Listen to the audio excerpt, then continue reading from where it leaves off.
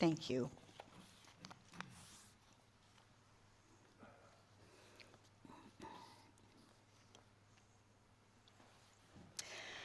So I'll start with people. A meek person, according to the descriptions the commentators have of this word meekness, is a disciplined person. So a person who knows some things but is gentle with how they use that knowledge. A person who has great physical strength, perhaps, but doesn't use it to intimidate others. A parent interacting with a child could be an example of meekness, sharing their maturity, but not in a way that embarrasses or shames the child. The most example that I've heard or read throughout this week was the example of the bit in the horse's mouth. So a horse which has great strength can be controlled by simply putting a bit in its mouth, the epitome of meekness. I'm going to suggest that trees demonstrate meekness, strength in control. Trees teach us how to have strength in control, and most of these examples I've gotten from The Hidden Life of Trees by Peter Wolleben. If you've not read it, I highly recommend it. Trees are a beloved community. At least that's when trees do the best, is when they're together in a stand or a grove with like species to connect with for support. They can exchange nutrients that are life-giving. They warn each other of predators. They're stronger together against the elements. Storms, for instance, will bend the whole stand, but then the weak ones will help the strong ones will help the less strong ones revive again. And it's interesting, studies have shown that trees in urban settings, planted individually along roads or in parks, don't do as well as trees in the forest. Trees teach us about beloved community. Trees also teach us about boundaries. You've all seen that image looking up at the canopy of a forest and how there's these little lines of gaps between the canopies of the different trees. When a tree branch grows, it only grows until it bumps into the tree next to it. And then that branch stops growing. It doesn't want to take the sun from another tree. And so it respects its own space. Oh, if only we were so careful about our boundaries. Trees communicate. They communicate for life by scent. They put out blossoms that attract bees so they can pollinate, so they can reproduce. They warn one another of dangers by releasing chemicals into the air that warns neighboring trees about what they're dealing with. Forewarned trees produce chemicals that then can protect the part of the tree that's being attacked. Trees can even summon predators to attack the predators that are attacking them. And this is interesting. Trees scream. When trees are subject to drought for a long, extended period, their bark bursts. So if any of you are biologists and you know this stuff, forgive my layperson descriptions. Trees' bark breaks open when there's extended periods of drought, and they've listened to trees. They emit an electromagnetic sound that's 220 hertz. It's an actual sound that can be recorded. Trees scream when they hurt. Trees also communicate through fungi, which connects to the tree roots, sending messages about what's happening in other parts of the forest. But trees and fungi can also have a symbiotic relationship.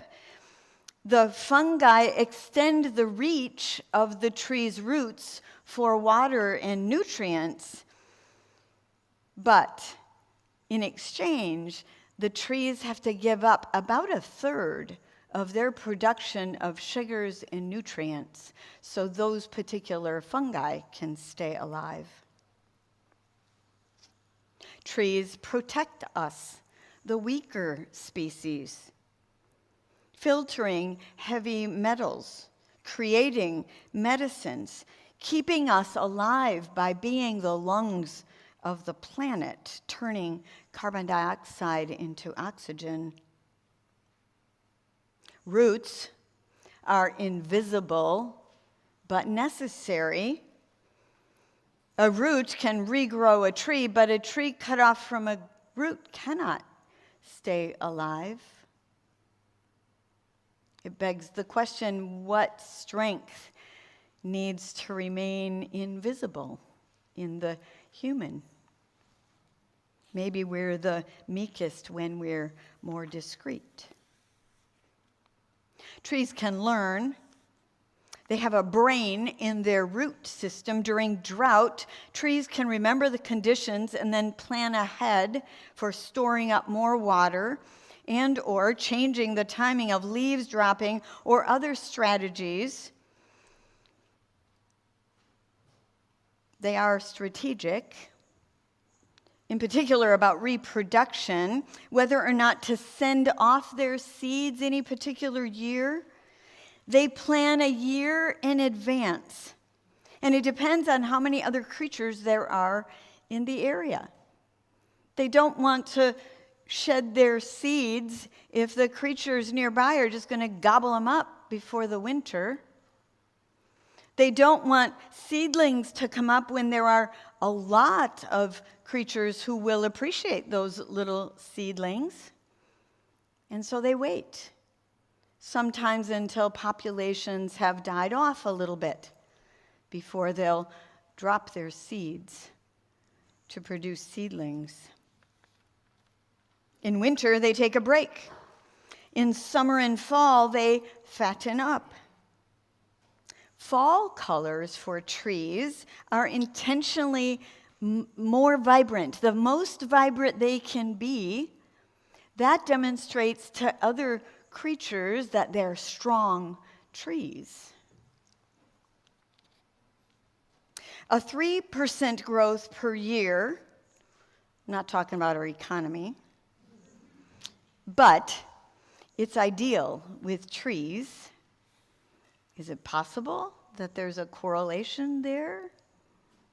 So the smaller trees stay protected under the canopy, not given as much sunlight, so that they can only grow 3% per year until they've matured and the mother tree is old and dies off, and then the sun is theirs and they can grow as fast as they want.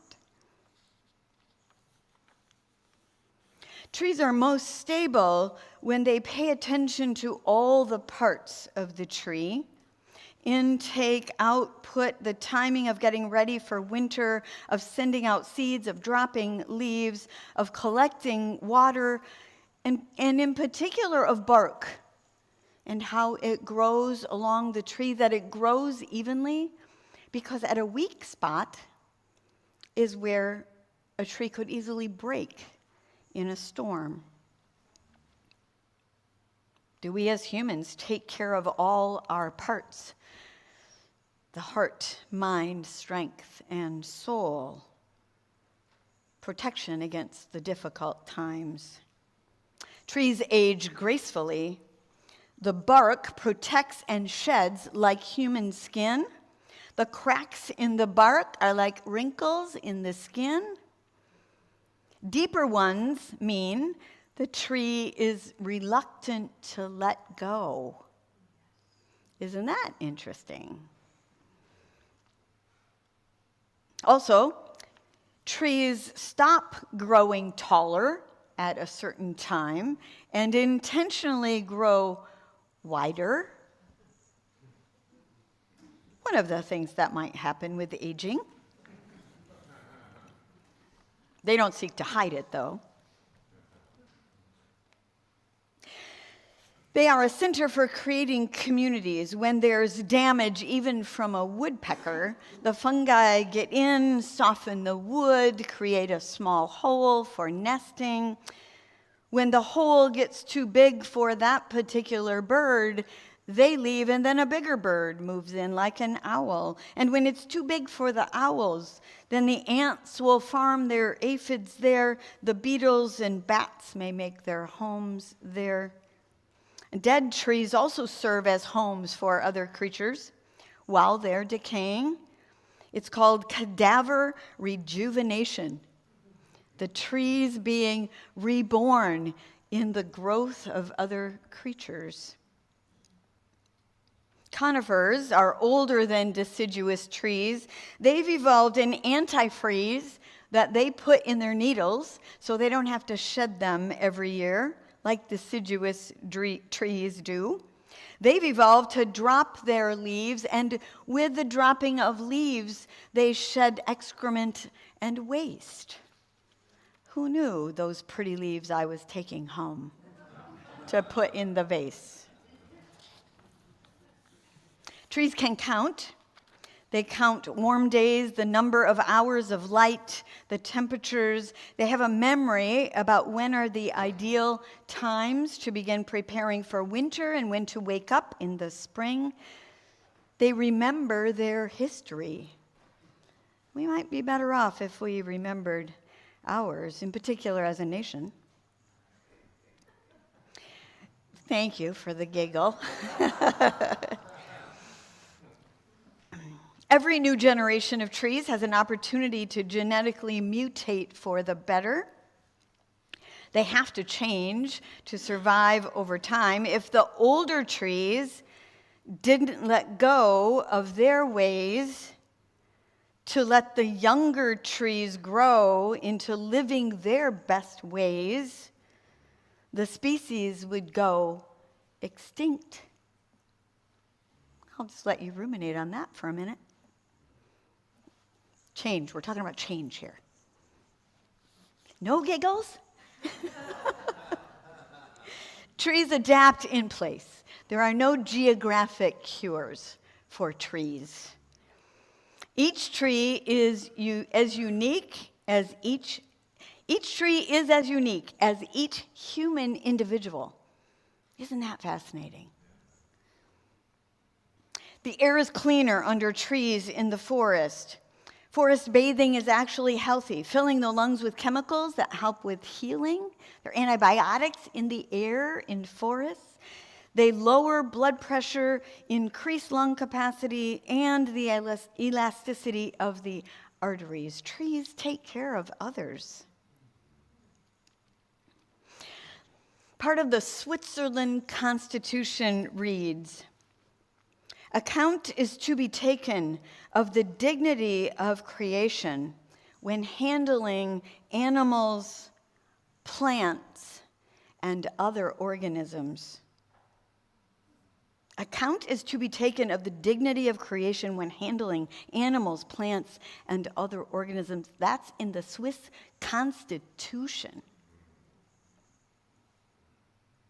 Could be as simple as doing what our indigenous siblings do: ask permission first, give thanks, and offer something back. I'm curious to know what you all know about trees. And so I have some questions for you, and I have a prize for people who get the answers correct. We've done this before. You know how this works. I decided to stand on this side this time. What tree did Zacchaeus climb to see Jesus? Sycamore. Who said it first over there? Linda. The gift, if you get it right, is a greeting card. And they have images on them that was taken by a photographer named Dan Plasman. So they were free to me. But they are priceless. Yes.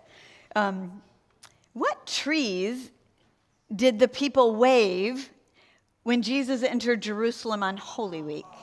Who said it over here? There you go. Yeah, you don't get two. Adam and Eve covered their nakedness with what tree leaf? Someone over here.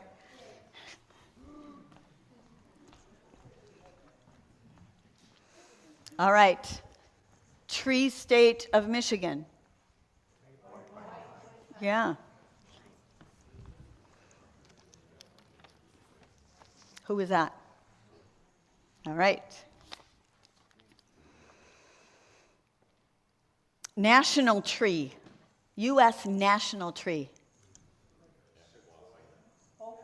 Oak. Yeah. And you get a picture of a birch. Tallest tree in the U.S. Redwood. I have to get one person in the back here. Okay. 5,000 years old, a bristle pine in California is named after which? No. Which biblical character? It's a trick question. Who said it? Methuselah. Yeah. Way to go.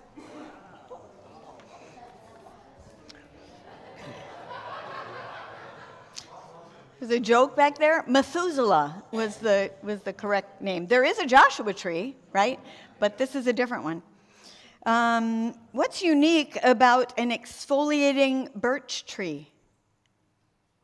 It's in the name. The bark peels. Yeah. And there you go. Birch.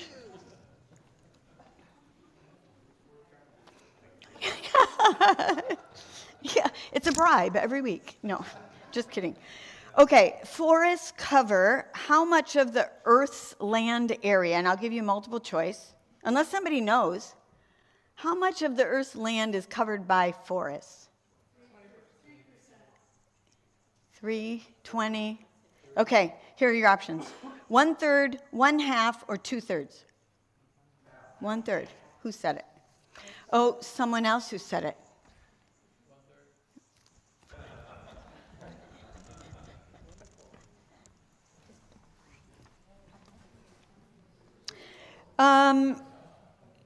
Which trees typically lose their leaves in winter rather than fall? Oak and?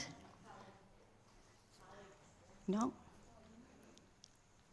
Anyone else know which one? You don't get a card because Mike got it already. Birches. Birches tend to wait later to drop their leaves. Name a poisonous tree. Yeah. There are a couple others. Hemlock and oak. Yep. Most common tree in Michigan? Maple. A particular kind of maple, anybody know? Sugar maple. Who said it first?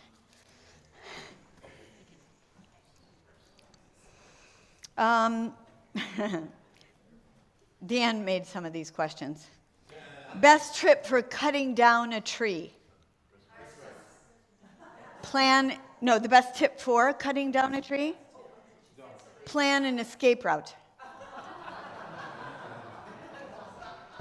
We just had a tree that was infested with black willow aphids, which when you squish them, they have purple blood. It was infested. Dan took it down, and luckily he has all his fingers and is still here to talk about it. What tree has edible bark? There are 3 of them. Oh, that could be. I don't know if cinnamon's a tree. Nope. Nope. Nope. Nope. Red spruce, birch, and willow trees. I would not have eaten the bark of that tree we just took down. Ew. Anyone know how many trees there are on the church's property, including all 3 lots and parkways, not shrubs and bushes? Any guesses? No multiple choice on this one, although I could. Let's see. 25, 50, or 100? 50. Who said 50 first?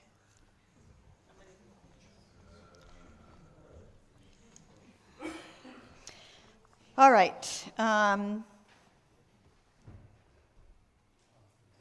What percent of genes do humans share with trees? Nope. But I have a multiple choice, but thank you for guessing. It's here are my choices for you. 10%, 40 to 50%, or 90%. 40 to 50. Who said it? Oh, you won one already. Who else said it? Larry.